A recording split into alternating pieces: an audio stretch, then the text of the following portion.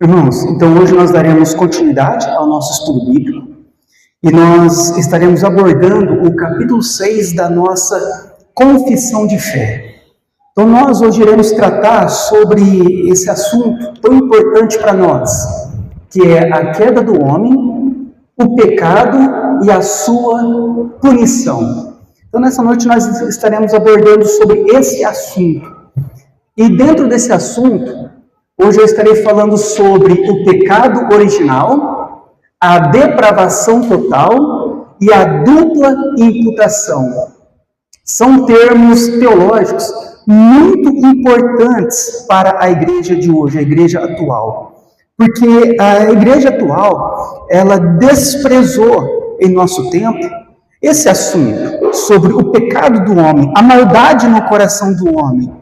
E eles, ao desprezarem isso, eles vão abordar apenas os lados a qual agrada as pessoas ao ouvirem, que é mais que vencedor, que é apenas sobre o amor, apenas sobre bênçãos. E hoje nós traremos um assunto muito importante e relevante para os nossos dias. E trataremos sobre isso, sobre o pecado, a queda do homem.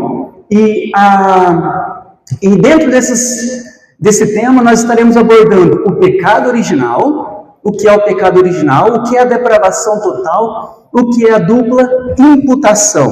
Nós, como cristãos, nós devemos conhecer essas doutrinas para poder defender a nossa fé como cristão diante de heresias, diante de ensinos errados em que nós temos nos dias de hoje. Então nós vamos iniciar falando o parágrafo 4 da nossa confissão de fé.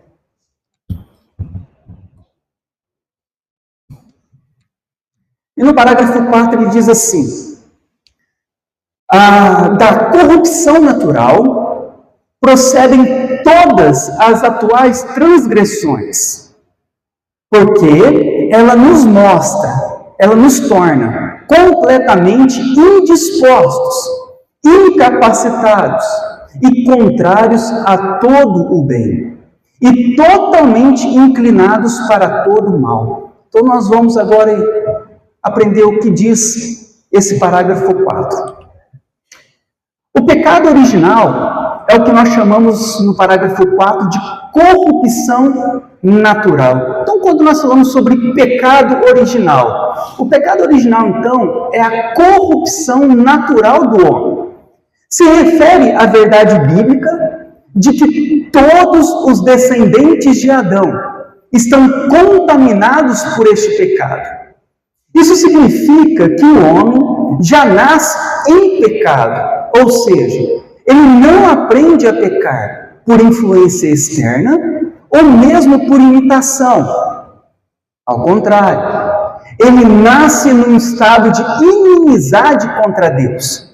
Na história da igreja, a doutrina bíblica do pecado original começou a ser mais amplamente sistematizada no século IV com Agostinho de Hipona.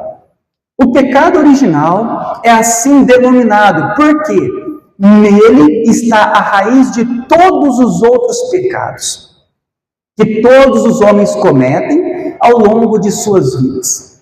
Então, quando nós falamos sobre a corrupção natural do coração do homem, o pecado original, o que significa para nós? Que todos nós, como descendentes de Adão, Adão ao pecar, ele contamina toda a humanidade, toda a sua descendência, estão contaminados com o pecado. Então, o homem, nós não nos tornamos pecadores quando nós pecamos. Nós já nascemos pecadores. É por isso que nós pecamos.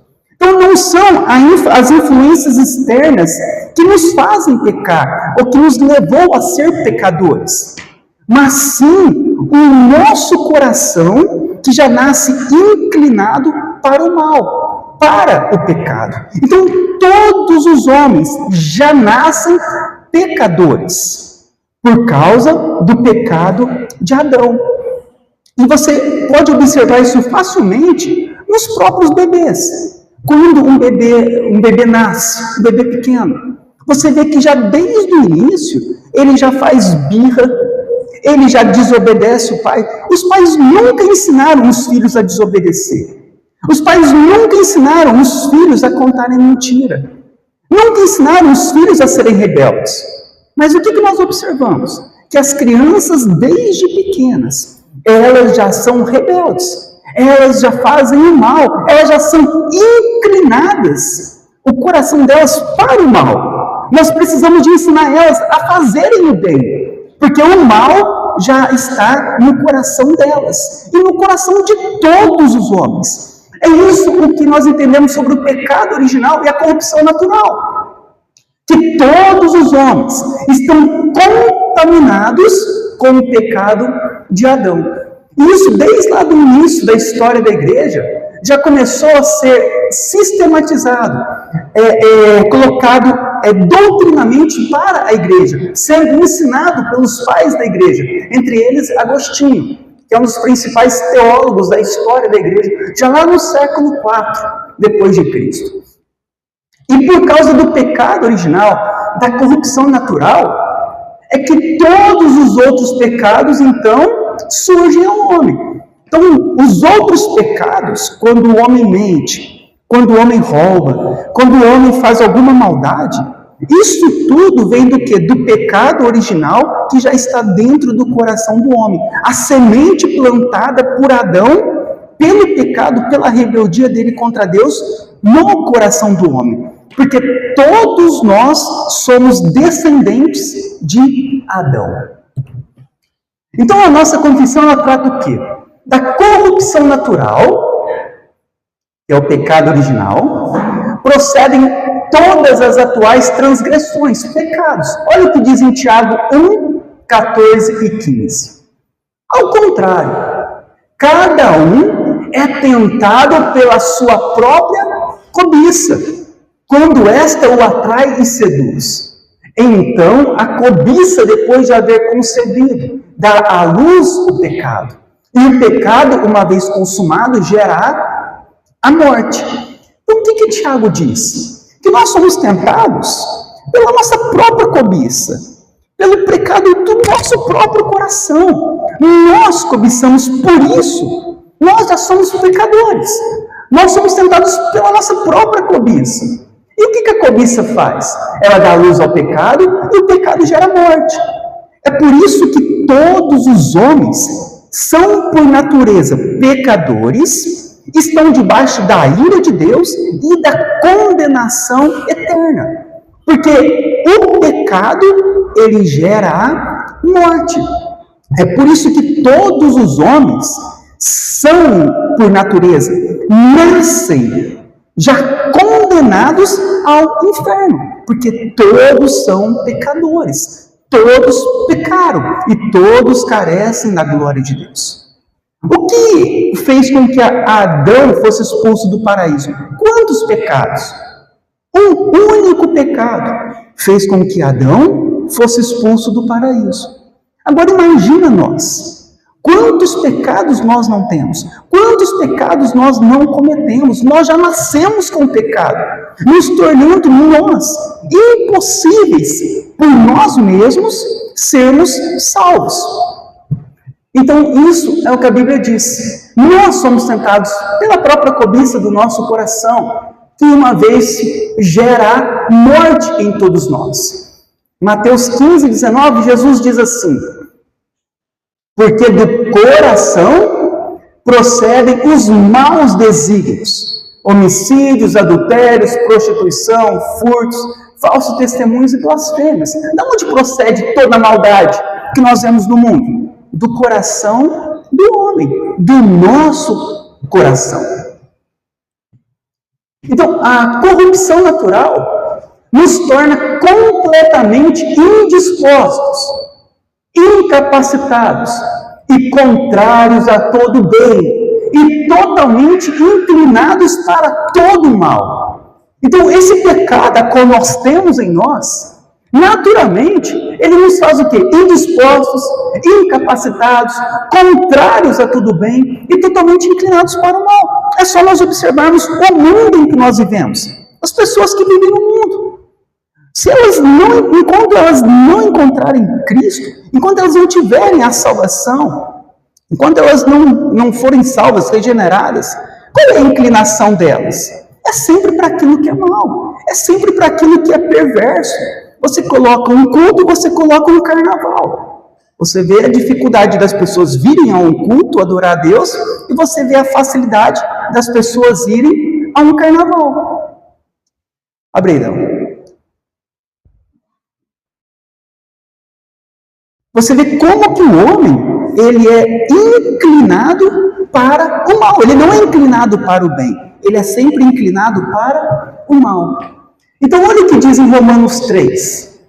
Diz assim, como está escrito, o apóstolo Paulo dizendo, não há um justo, nenhum sequer. Então, aqui nós vamos começar a ver essa inclinação para o mal. E muitas vezes nós não temos esse entendimento por falta de ser anunciado isso a nós, ao homem, que todos são injustos, que não há um justo sequer. Então, entre todos os homens, toda a humanidade, não há um justo sequer. Nenhum. Não há quem entenda. Não há quem busque a Deus. Ninguém quando nasce, ninguém está inclinado a buscar a Deus. Se Deus não buscar, todos se extraviaram, todos se perderam, todos estão perdidos, toda a humanidade. A uma se fizerem inúteis. Não há quem faça o bem, não há nenhum sequer. A garganta deles é sepulcro aberto. Quando abrem as suas bocas, a sua língua, o que o homem faz? Só urem em engano. Veneno de víbora está nos seus lábios. A boca, eles a têm cheia de maldição e de amargura. Isso é o que está dentro do coração do homem. É isso que o homem está disposto pelas suas palavras. Somente aquilo que é mal. Os seus pés, os pés dos homens, são velozes a derramar sangue. O que significa? A fazer o mal. Nós não somos velozes a fazer o bem. Nós não somos velozes a ver alguma coisa errada e queremos fazer o bem para algo. Nós somos velozes ao contrário, para fazer o que é mal. Nos seus caminhos, há o que? A destruição e miséria. Desconhecem o caminho da paz. Não há temor diante dos seus olhos. Ora, sabemos que tudo o que a lei diz, aos que ouvem a lei, o diz, para que se cale toda a boca, e todo mundo seja culpável perante Deus. Então, por causa dessa corrupção natural, todos os homens são injustos. Nenhum de nós que estamos aqui somos justos por nós mesmos. Nenhum de nós aqui fazemos o bem por nós mesmos. Nenhum de nós. Todos nós somos pecadores. Todos os homens são maus por natureza. E a lei fala o que para nós? Quando nós lemos a lei de Deus ela mostra para nós que todos nós somos culpados perante Deus. Todos nós somos culpados, porque Deus é santo, Deus é justo, e nós somos pecadores, nós somos inclinados ao mal. Isso é a perversidade do nosso coração, e é isso que nós entendemos da corrupção natural. No parágrafo 5 da nossa confissão vai dizer assim: durante a nossa vida, a corrupção da natureza, o pecado original, ele permanece, mesmo naqueles que são regenerados. E embora ela seja perdoada, os nossos pecados são perdoados e mortificados mediante a Cristo, a corrupção em si, as suas inclinações e o que ela procede, tudo é verdadeiramente pecado.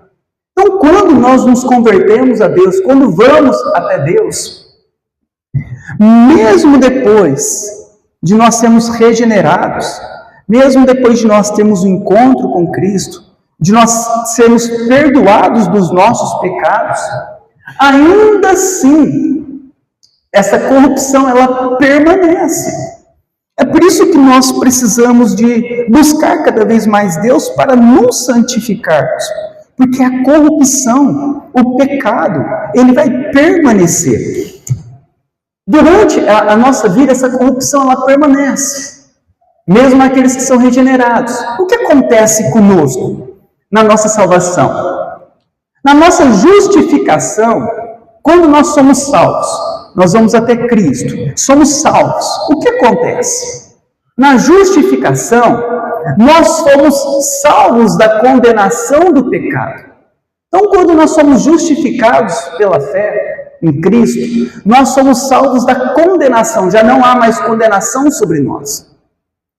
Na santificação, que é o período em que nós vivemos depois de que nós fomos justificados, nós estamos sendo agora salvos do poder do pecado. E somente na glorificação é que nós seremos salvos da presença do pecado. Então, quando nós vamos a Cristo, quando nós somos salvos, quando nós somos perdoados dos pecados, o que acontece? Nós somos salvos da condenação. Aqueles que estão em Cristo já não serão mais condenados. Mas, após isso, nós ainda permanecemos nesse mundo.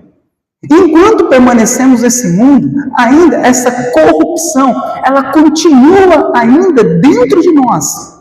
Por quê? Porque nós só seremos livres por completo do pecado na glorificação, quando Jesus Cristo voltar para nos ressuscitar dos mortos e glorificar o nosso corpo eternamente. Então, somente na glorificação é que nós seremos salvos completamente do pecado. É por isso que nós, como cristãos, nós sofremos ainda por causa do pecado. Muitas vezes falhamos, caímos, pecamos, porque ainda há essa corrupção dentro de nós, mesmo depois da salvação. Olha o que Paulo diz em Romanos 7, 18 e 23.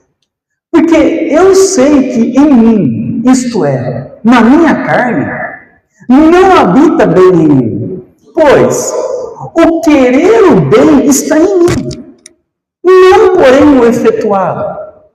Mas vejo os membros outra lei, nos meus membros outra lei, que guerreando contra a lei da minha mente, me faz prisioneiro da lei do pecado que está em meus membros. Mesmo depois da nossa salvação, ainda há uma luta entre nós e o pecado. Há ainda um confronto. E muitas vezes o querer fazer o bem, nós queremos, quantas vezes nós não queremos fazer o bem? Quantas vezes nós não queremos orar? Quantas vezes nós não queremos participar de um culto e acontece um momento de luta, aflição, guerra com o pecado em nós e nós acabamos vacilando, acabamos pecando contra Deus. Então há uma guerra entre nós e o pecado. Eclesiastes 7:20 diz assim: não há homem justo sobre a terra que faça o bem e que não peque. Então não há ninguém que não peque. 1 João 1:8. Se dissermos que não temos pecado nenhum, a nós mesmos nos enganamos, e a verdade não está em nós. Então, durante a nossa vida, essa corrupção da natureza, ela vai permanecer, mesmo naqueles que são regenerados. É por isso que o cristão, ele precisa de depender cada vez mais de Deus, do Espírito Santo, para que o Espírito Santo fortaleça a nossa fé, para que nós não viemos a pecar contra Deus, porque há uma corrupção em nós. Então, cristãos, nós não podemos, como cristãos, queremos andar sozinhos por este mundo, ou queremos enfrentar o mundo na nossa força. Nós não vamos conseguir. Nós precisamos do poder de Deus em nós, para nos auxiliar e nos fortalecer em todas as coisas. Porque enquanto nós estivermos aqui, lembra-se, meus irmãos, que essa corrupção permanece em nós. Só ficaremos livres do pecado quando Jesus voltar. Embora a corrupção de natureza ela seja perdoada que é o que nossa confissão diz, e mortificada mediante Cristo, a corrupção em si, as suas inclinações e o que dela procede, tudo é verdadeiramente pecado. Então, nós, quando nos convertemos a essa corrupção, o pecado nosso é perdoado. O Senhor nos perdoa de todos os pecados. Pecados do passado, do presente e do futuro. Todos os nossos pecados são perdoados. E também é mortificado a nossa carne mediante Cristo. E realmente isso acontece. Quando uma pessoa se converte, um ímpio se converte, as inclinações que ele tinha antes já não são as mesmas. Você vê ali que há uma mortificação de muito dos nossos pecados. A forma que vivíamos antes, os desejos que tínhamos antes, os caminhos que nós caminhávamos antes, já não são mais os mesmos depois da conversão. É mudado, porque é mortificado. Mas mesmo assim, as inclinações e o que dela procede, tudo é verdadeiramente pecado. Romanos 7, 23 a 25 diz assim: mas vejo nos meus membros outra lei, que guerreando contra a lei da minha mente, me faz prisioneiro da lei do pecado que está nos meus membros. Pecado que está nos meus membros. O que Paulo diz? Desventurado homem que sou, quem me livrará do corpo dessa morte? Quem me livrará desse pecado que está em minha vida, dessa inclinação para o mal? Graças a Deus, por Jesus Cristo, nosso Senhor, de maneira que eu, de mim mesmo, com a mente sou escravo da lei de Deus, mas segundo a carne, da lei do pecado. Então, há essa inclinação, mesmo depois do perdão e da mortificação dos nossos pecados. Em Gálatas 5,17, Paulo também diz, porque a carne quando fala aqui, são os nossos desejos, a nossa vontade, a vontade humana que nasce em nós por causa do pecado.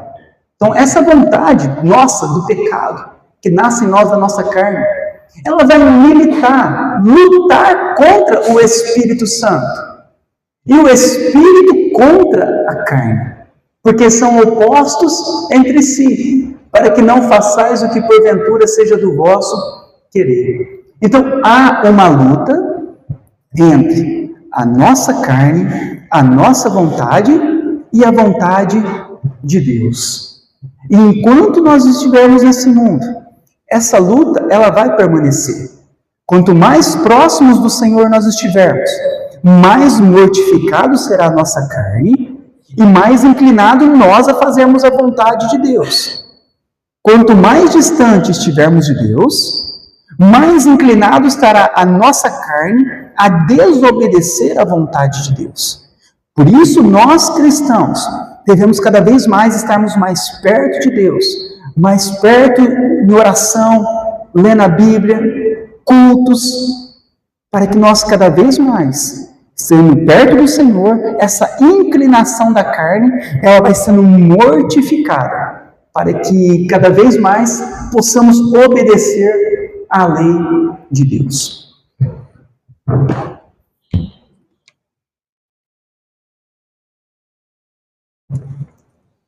E a doutrina da depravação total, ela é um reconhecimento disso. Quando nós falamos sobre a depravação total, o homem é totalmente depravado. O que significa? É um reconhecimento de que a Bíblia ensina que, como resultado da queda do homem, em Gênesis 3:6, toda a parte do homem, a sua mente, vontade, emoções, carne, foram corrompidas pelo pecado. Em outras palavras, o pecado, ele afeta todas as áreas do nosso ser, incluindo quem somos e o que nós fazemos. Penetra até o cerne do nosso ser, de tal modo que tudo fica manchado pelo pecado. E, como diz em Isaías 64, todos nós somos como o imundo, e todas as nossas justiças como trapo de imundícia. Então, quando nós entendemos que nós somos pecadores, que nós já nascemos com o pecado, e há a corrupção natural do coração do homem, isso mostra para nós o quê? A doutrina da depravação total. Que fala o quê? Ensina o quê para nós? Que todo o nosso ser está corrompido pelo pecado. Então, os nossos pensamentos estão corrompidos pelo pecado, são manchados pelo pecado. O nosso caminho por este mundo, a forma que nós vivemos, andamos, fazemos, tudo está corrompido pelo pecado. Por mais que nós tentamos fazer o certo, como tenta buscar o certo, ou fazer algo de bom, até isso se torna pecado. Isaías diz que tudo que nós fazemos, nós somos imundos diante de Deus. Porque quando nós comparamos, quando nós falamos sobre pecado, o que acontece? O homem geralmente compara com o outro homem os seus pecados. Então ele vê uma pessoa muito má nesse mundo e ele diz assim: eu não sou tão mal como aquela pessoa, pelo contrário, eu sou melhor. Aquela pessoa matou, roubou, aquela pessoa fez isso e eu não. Nunca matei, nunca roubei, nunca fiz o que aquela pessoa fez. Então, quando o homem fala sobre pecado, falamos sobre pecado, o homem muitas vezes tem como referência a outra pessoa que é pior do que ela. Mas a nossa referência não é o outro. A nossa referência é Deus, é a santidade de Deus. E Deus, Ele é plenamente santo. Ele não tem mancha de pecado. Ele não é como nós. Nós pensamos que Deus é como nós, mas Deus diz que Ele não é como nós. Os pensamentos dEle não são como o nosso.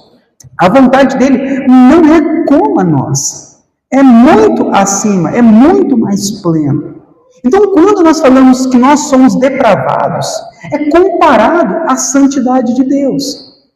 Então, nós, se nós tivéssemos cometido um único pecado, nós já seríamos imundos diante de Deus.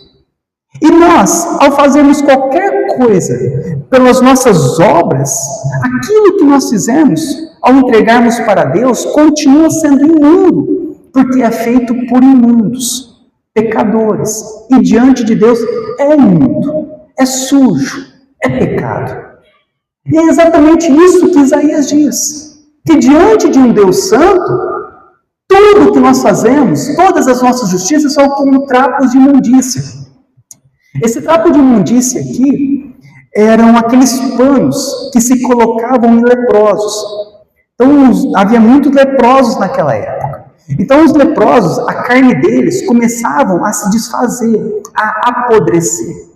Então o que eles faziam? Eles enfaixavam o pano naqueles trapos de tecido no braço do leproso, onde o leproso estava com a lepra, a qual estava apodrecendo.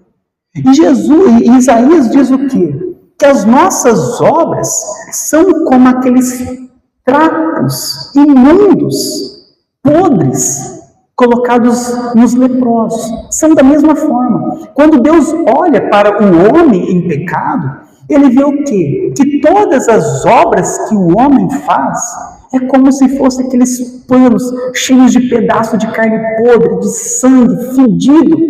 Isso são as nossas obras.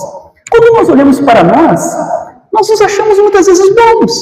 Não, eu sou bom, eu não tenho pecado, eu sou melhor do que o outro. Mas quando Deus olha para nós, o que Ele vê em nós? Isso, podridão, pecado, maldade. E todos são assim, todos são corrompidos. Todos nós que estamos neste lugar somos pecadores. E essa depravação total que é ensinada na Bíblia, do homem, ela é vista ao longo de toda a Bíblia. Olha, em Jeremias 17, versículo 9, diz que o coração do homem é enganoso. Em Salmo 51:5, diz que o homem já nasce morto em transgressões e pecados. Em João 8,34, diz que o homem é escravo do pecado. Em Romanos 3,10, diz que de modo que nós não conseguimos buscar a Deus. Em João 3,19, diz que nós, os homens, amam mais as trevas do que a luz. Em 1 Coríntios 2,14, diz que nós não entendemos as coisas de Deus.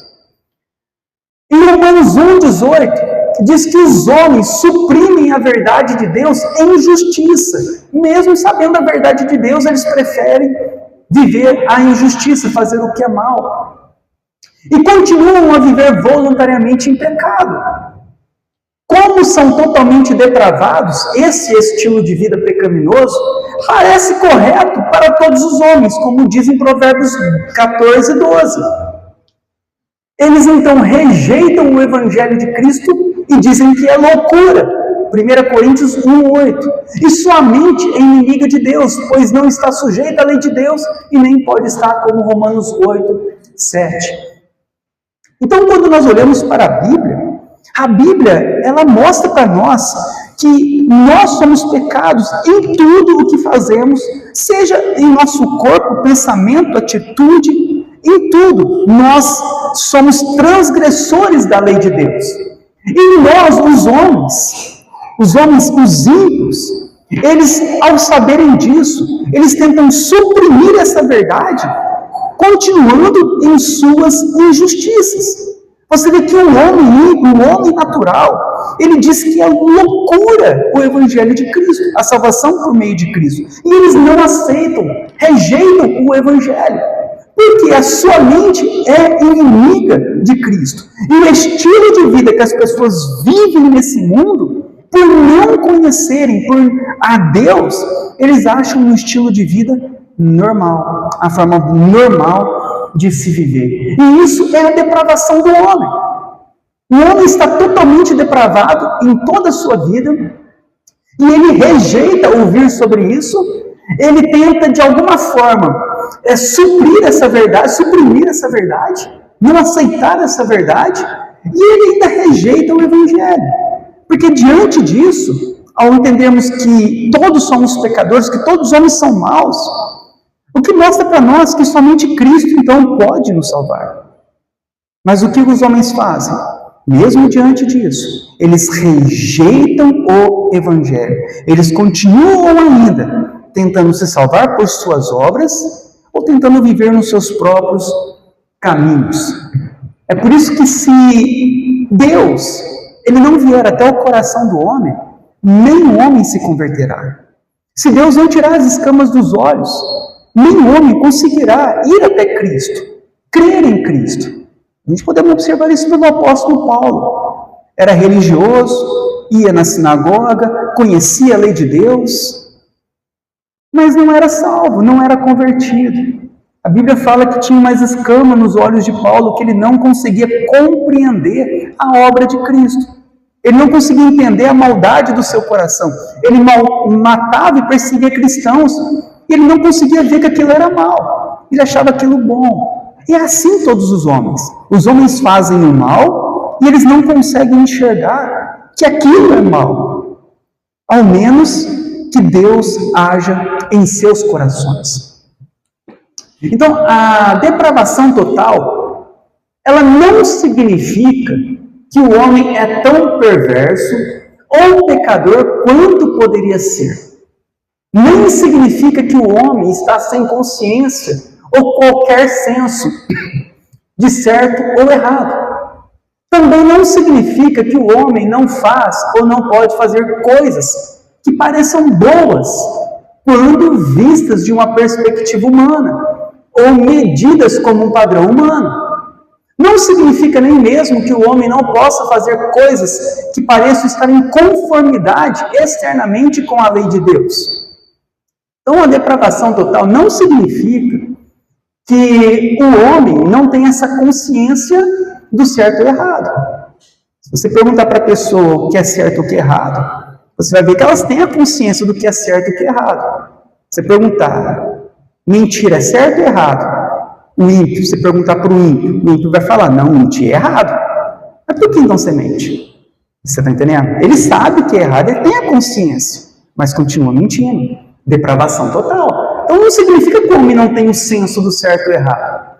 Também não significa que o homem não pode fazer coisas que pareçam boas, à vista de uma perspectiva humana. Então, você vê uma pessoa, um ímpio, doando uma cesta básica. A perspectiva humana, aquilo lá é algo bom. Está doando uma cesta básica para uma pessoa que está precisando. Está ajudando uma outra pessoa. Um ímpio fazendo isso. Então, depravação total não significa que a pessoa não possa fazer isso. Ela pode fazer medidas numa perspectiva humana que pareçam boas. E também não significa que o homem não possa fazer coisas que pareçam estar em conformidade externamente com a lei de Deus. Então você vê muitas vezes ímpios obedecendo os mandamentos de Deus. Muitos ímpios não obedecem à lei de Deus. Você vê que muitos ímpios obedecem de forma externa, eles estão obedecendo à lei de Deus em conformidade externa com a lei de Deus. Você vê um ímpio muitas vezes nunca roubou. Não roubarás. E nunca roubou. Ele está andando, mesmo sendo ímpio, em conformidade externa, aparente com a lei de Deus. Mas o que a Bíblia ensina sobre depravação total é que o que a depravação total reconhece que até as boas coisas que o homem faz são manchadas pelo pecado. Porque não são feitas para a glória de Deus. E não são feitas em fé nele. Então, esse que é o grande problema. É que quando o homem ele faz algo bom, ou aparentemente, exteriormente, algo bom, ou aparenta estar em conformidade com a lei, o ímpio, ele nunca faz isso pensando na glória de Deus e com fé em Deus. Ele sempre faz isso pensando em sua própria glória, ou a sua própria vontade, ou querendo buscar a sua própria salvação, a sua própria redenção naquilo que ele faz. Então a depravação mostra que o homem, mesmo quando ele faz algo externamente que aparenta ser bom, que é o que nós chamamos na teologia da graça comum a todos os homens, né? Que Deus permite até os ímpios fazerem algo bom, né, na sociedade e tudo mais. Mesmo quando isso acontece e fazem-se o que é bom, sem estar fazendo para a glória de Deus e com fé em Deus, aquilo continua sendo pecado. Então, eu fazer uma coisa boa para a minha própria glória, aquela coisa boa continua sendo pecado, porque eu estou fazendo para a minha própria glória. Então, até isso, e é isso o que a depravação total reconhece. Que tudo que as pessoas fazem, que não são para a glória de Deus, e não são feitas com fé nele, continua estando manchadas pelo pecado. Então, enquanto o homem olha para os atos externos e os julga como sendo bons, é o que nós fazemos.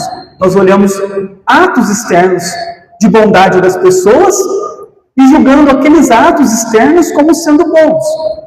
Deus olha não apenas para os atos externos, mas também para os motivos internos do nosso coração, que estão por trás deles. E, porque são provenientes de um coração que está em rebelião contra ele, e não são feitos para a sua glória, até mesmo estes bons atos são como trapos imundos aos seus olhos. Em outras palavras, as boas ações do homem caído são motivados não pelo desejo de agradar a Deus, mas pelo nosso próprio interesse, e são assim corrompidas ao ponto de Deus declarar que não há ninguém que faça o bem, não há nenhum sequer. Quando nós olhamos para os atos de justiça de alguma pessoa, de bondade ou algo assim, aos olhos externos daquilo que está acontecendo, nós achamos aquilo bom, porque aquilo é aparente aos nossos olhos. Aquilo que faz de bom, aquilo que está ajudando a população, aquilo que está favorecendo os mais necessitados. Aos nossos olhos, aqueles atos são bons. Mas, aos olhos de Deus, Deus não vê somente os atos externos. Ele vê a intenção interior do coração ao fazer aquele ato. E é nesse momento em que nós vemos a depravação total. Porque uma pessoa que está totalmente rebelde a Deus, desobediente a Deus, ímpio a Deus, e ele então faz algum ato bom, aquele ato que ele fez diante de Deus, Deus conhecendo o coração, continua sendo algo pecaminoso e algo mal, mesmo exteriormente sendo bom. Mas Deus conhecendo o coração, aquilo continua sendo mal e pecado. É por isso que Deus fala que não há ninguém que faça o bem, nenhum sequer. Porque se não é Deus agindo no coração do homem, para que agora o homem possa fazer o bem, mas agora para a glória de Deus e com fé em Deus, ninguém conseguirá. Porque todo bem que alguém tenta fazer sem ser salvo, sem ser um cristão verdadeiro, continua sendo pecado mesmo, aquele bem, aquela obra boa que a pessoa tem feito. Por isso que nenhum homem pode ser salvo por suas obras, porque até as obras de homens rebeldes, Deus, ao olhar interiormente em seus corações, aquilo continua sendo pecado. Então, a ideia de que o homem, por natureza, é um pecador depravado, contraria a maioria das visões religiosas, psicológicas e filosóficas modernas sobre a natureza básica do homem. Então, quando nós falamos sobre isso, que o homem é mau, que o homem é pecador, que o homem é depravado, que não há bem em ninguém, que nem as obras boas que alguém faça, se não for para a glória de Deus, continua sendo pecado. Esse entendimento contraria a maior parte das religiões. Porque a maior parte das religiões fala, não, você é bom, você é filho de Deus, Deus te ama. Então, enche o ego do homem como se o homem fosse bom, como se as obras dos homens fossem boas, como se o homem fizesse algo, por ele mesmo. Então, a maior parte das religiões, elas inflamam o ego do homem, jogam o homem lá em cima. Culto antropocêntrico, culto para o homem, mensagens bíblicas para o homem, louvor para o homem, tudo voltado para o homem.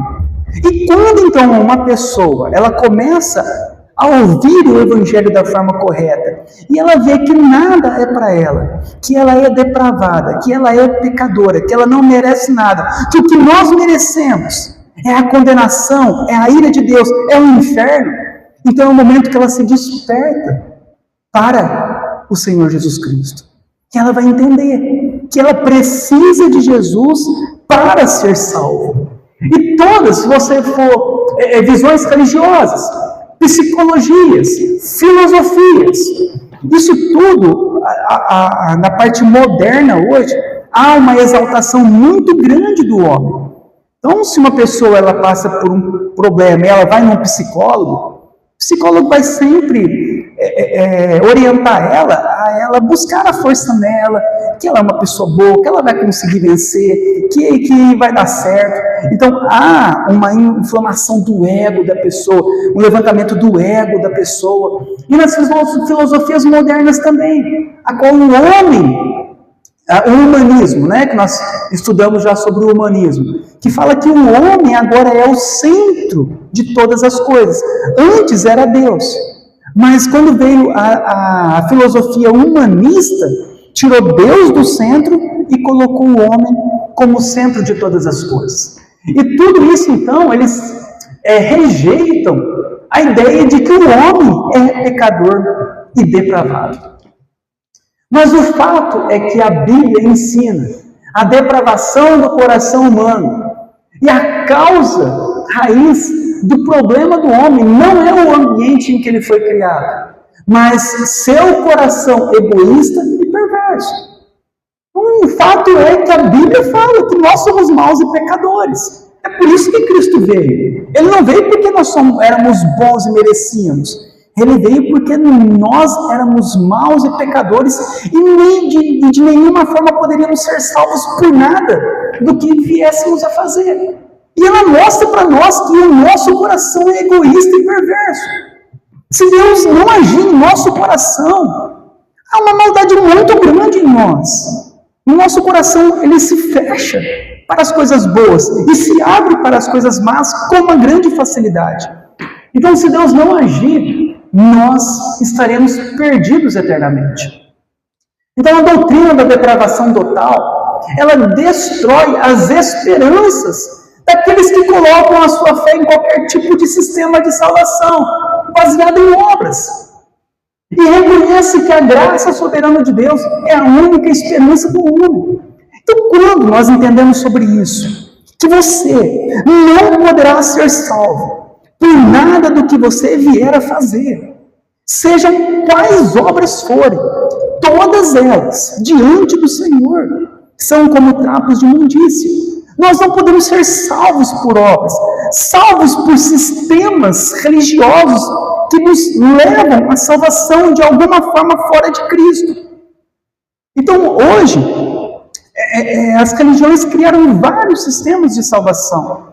Então, eles ensinam que você precisa de ter fé em Jesus, que você precisa de fazer boas obras, que você precisa de pagar penitências, que você precisa batizar, que você precisa fazer muitas coisas para então, depois de tudo, alcançar a salvação. Por quê? Eles ensinam a salvação baseada em obras. Mas olha para a nossa vida. Você acha que se você comparecesse diante do Senhor, falando para o Senhor, Senhor, eu mereço entrar no céu. Por quê? Porque eu fui uma pessoa boa. Porque eu fiz boas obras. Porque eu ajudei aquela pessoa. Porque eu fui na igreja. Você acha que isso abriria as portas do céu para você? Você acha que diante do Senhor, ao Ele ver, ao Ele abrir o teu coração, ao expor toda a tua vida, como diz lá em Apocalipse, que a nossa vida ela está escrita em um livro. E no dia do julgamento, esse livro será aberto. E toda a nossa vida será exposto diante de Deus, diante de nós.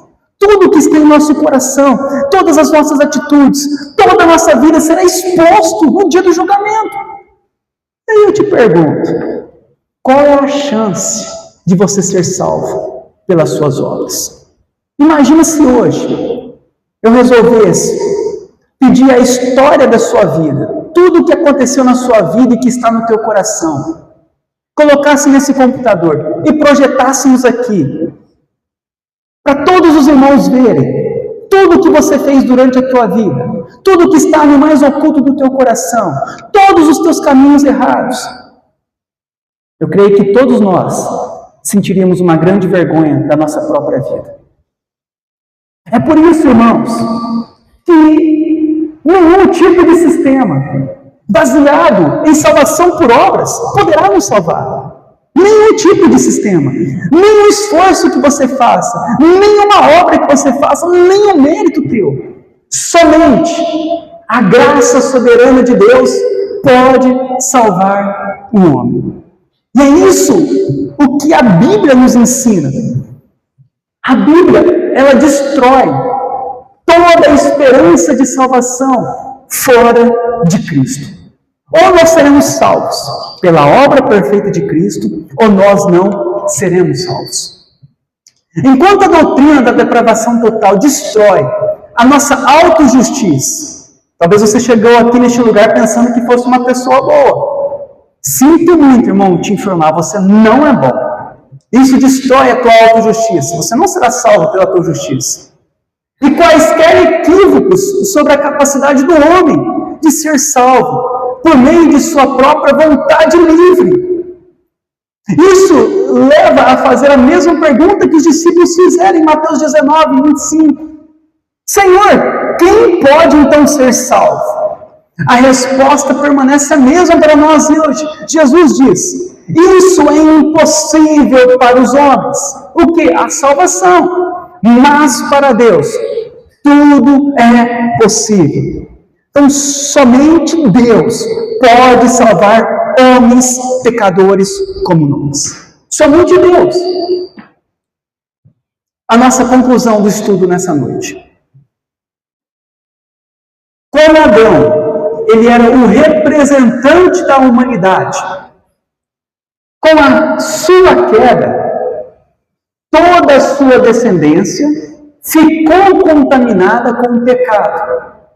Por isso, todos nascem pecadores, que nós chamamos de pecado original. Então, o que nós estudamos hoje? Adão, como representante, ele, ao pecar, como ele representava a humanidade, o pecado de Adão contaminou todos os homens. Por isso, todos nascem pecadores. Todos nós nascemos com o pecado original. Toda criança nasce com o pecado original. Todos são pecadores. Como resultado do pecado, todos então são depravados, que nós chamamos de depravação total. Se todos nascem com o pecado e todos cometem o pecado, o resultado do pecado, de todos cometerem pecado, é que todos então são depravados e estão debaixo da ira de Deus e da condenação eterna. Então, o que nós vemos, o grande problema da queda é que a queda de Adão atingiu todos nós, todos os homens, toda a humanidade.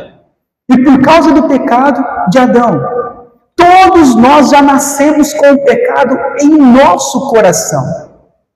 E esse pecado, então, em nosso coração, ele manifesta outros pecados. Outros pecados então são cometidos por causa desse pecado que está em nós. Mostrando o quê? Que nós somos, por natureza, depravados. E de que forma? Total. Nos nossos pensamentos, nós somos depravados. Nos nossos caminhos, somos depravados. Nas nossas atitudes, somos depravados. O que fazemos? Somos depravados. A depravação, ela alcançou todas as áreas da nossa vida. E por causa disso, então, nós estamos debaixo do quê? Da ira de Deus, porque Deus odeia o pecado e Deus condenará o pecador. Essa história que Deus ama o pecador não é uma história correta. Porque então quem vai para o inferno? Quem vai para o inferno são os pecadores. Que pecadores? Que não colocaram a sua fé em Cristo. Então Deus odeia tanto o pecado quanto o pecador.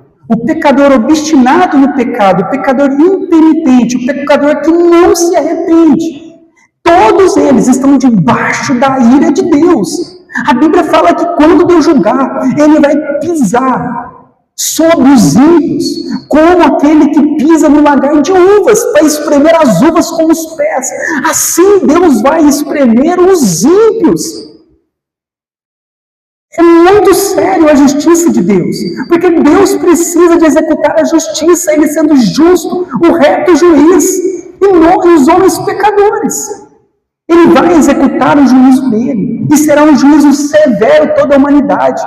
Jesus, ele falou mais sobre o inferno do que sobre o amor. Ele falou mais sobre isso, sobre a condenação. Tão séria será a condenação de Deus sobre aqueles que continuarem nos seus caminhos maus, sem se arrependerem, sem colocarem a sua fé em Cristo. Então, todos os homens, a nossa humanidade, ela não precisa de fazer nada para ir para o inferno. Todos estão caminhando para o inferno. Todos os pecadores, todos estão debaixo da ira de Deus e da condenação eterna. Como era impossível, como Jesus mesmo falou, do homem sair dessa situação, Jesus, ele é enviado pelo Pai, no poder do Espírito Santo, para fazer o que Adão não conseguiu. Adão pecou, mas Jesus diferente. Ele obedeceu de forma perfeita toda a lei de Deus. Ele foi um homem perfeito até a sua morte. E na cruz, Jesus, ele morre uma morte substitutiva pelo seu povo. Na cruz, foi imputado os nossos pecados em Cristo. E a justiça de Cristo foi imputada em nós. É o que nós chamamos de dupla imputação. Então, o que acontece? Como todos os homens são pecadores, todos estão debaixo da ira e da condenação de Deus. Diante dessa situação, Deus, então, por misericórdia, ele envia o seu Filho, que ele veio cheio do poder do Espírito Santo. Para quê? Para cumprir toda a lei perfeitamente. Aquilo que Adão não conseguiu, aquilo que nenhum de nós conseguimos, que é sermos perfeitos.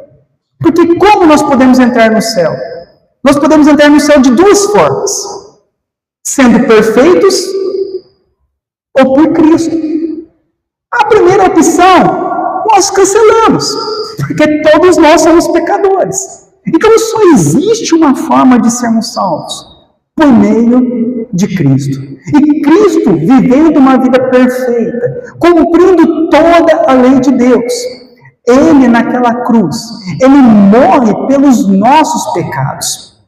E quando Cristo, ele carrega os nossos pecados na cruz, nós recebemos a justiça perfeita de Deus, de Cristo em nós. É o que nós chamamos de dupla imputação.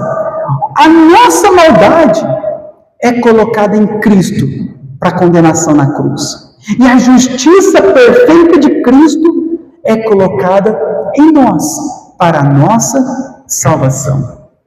Então, em Adão, todos pecaram. E em Cristo, todos os que crerem serão salvos. Então, isso é o que nós chamamos, nós estudamos sobre a queda, o pecado e a punição.